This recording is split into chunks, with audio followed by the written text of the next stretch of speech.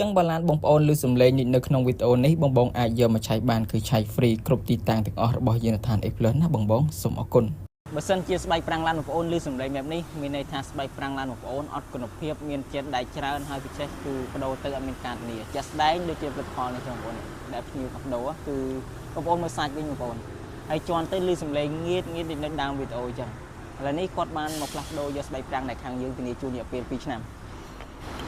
នេះបងប្អូនដែលខាងការ៉ាធានាជូន2ឆ្នាំអញ្ចឹងបងប្អូនធ្លាប់តែបដូរស្បែកប្រាំងគេធានាឲ្យ1ខែ3ខែគឺយ៉ាងយូរហើយតែថ្ងៃនេះ A+ គឺធានាជូនរយៈពេល2ឆ្នាំគឺចំណេញមែនតើបងប្អូនណានេះស្បែកប្រាំងហើយបងប្អូនដាក់មួយបងប្អូនសាកប្រើទៅ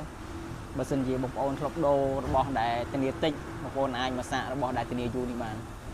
ខូចប្រូថ្មីជូនបងប្អូនតែភ្ញៀវជក់ចិត្តទៅលើស្បែកប្រាំងនេះមែនតើ